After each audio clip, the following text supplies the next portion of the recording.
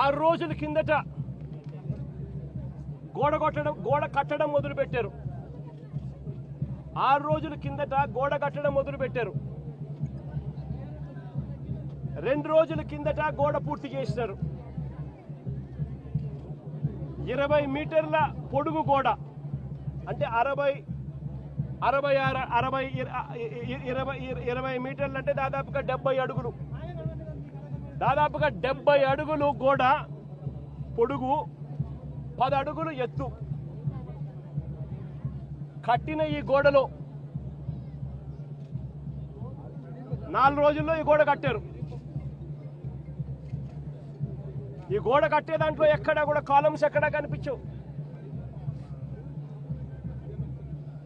Reinforced concrete గోడ కట్టాల్సిన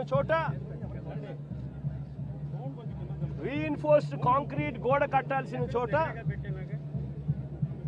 కనీసం ఎటువంటి టెండర్లు కూడా పిలవకుండా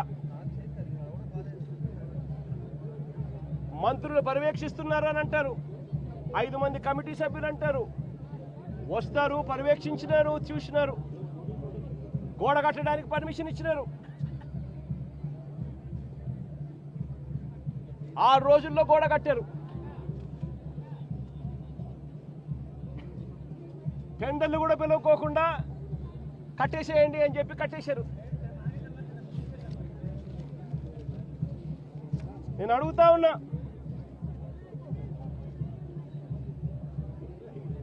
ఈరోజు అధికారంలోకి వచ్చి చంద్రబాబు నాయుడు గారు దాదాపుగా సంవత్సరం అయింది. చంద్రబాబు నాయుడు గారు అధికారంలోకి వచ్చి. నేను అడుగుతా ఉన్నా చంద్రబాబు నాయుడు గారిని, చందనోత్సవం ఎప్పుడు జరుగుతుందో మీకు తెలియదా అని అడుగుతా ఉన్నా. మరి చందనోత్సవం పలానా రోజు జరుగుతుంది అని చెప్పి తెలిసినప్పుడు ఈ గోడ కట్టించే కార్యక్రమం ముందే ఎందుకు మొదలు పెట్టలేదు అని అడుగుతా ఉన్నా. ఈ గోడ కట్టించే కార్యక్రమం ముందే ఎందుకు చేయలేదు అని అడుగుతా ఉన్నా. ఇదే పెద్ద మంచి చంద్రబాబు నాయుడు గారిని,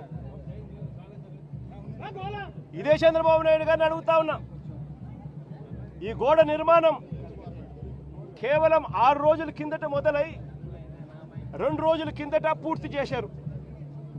దీని అర్థం ప్రభుత్వం ఎటువంటి ముందస్తు ఏర్పాట్లు సీరియస్గా తీసుకోలేదు అని చెప్పి నిదర్శనం కాదా అని అడుగుతా ఉన్నా. చివరికి ఈ వర్క్ కనీసం టెండర్లు కూడా పిలవకోకుండా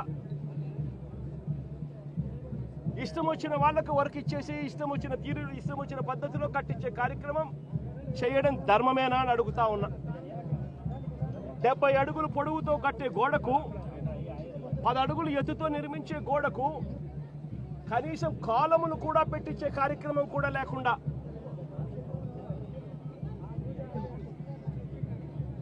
ఇటుకలతో, సిమెంట్ బ్లాక్స్తో,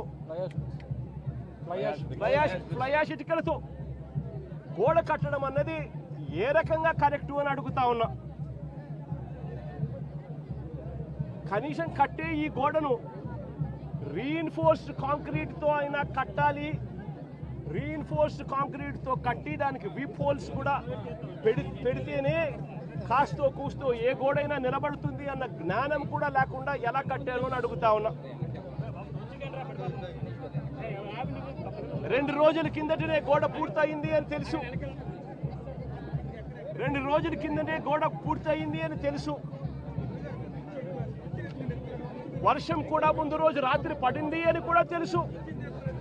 మరి తెలిసినప్పుడు ఇన్ని లక్షల మంది క్యూలో గోడ పక్కనే ఎలా వాళ్ళు క్యూలో నిలబడేట్టుగా చేశారు అని అడుగుతా ఉన్నా. ఇదే పెద్ద మనిషి చంద్రబాబు నాయుడు గారిని. మరి గోడ అంత దారుణంగా మీరే కట్టారు, కొత్త గోడ అని తెలుసు.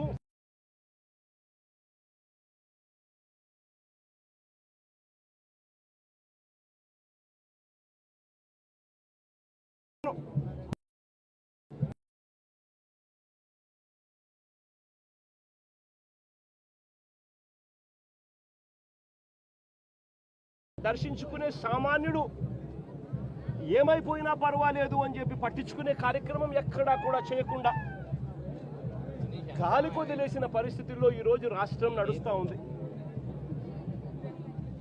ఈ ఒక్క సంవత్సరంలోనే చంద్రబాబు నాయుడు గారు చేసిన ఈ ఒక్క సంవత్సరం పరిపాలనలోనే దారుణమైన పరిస్థితి చూస్తా ఉన్నాము. అంటే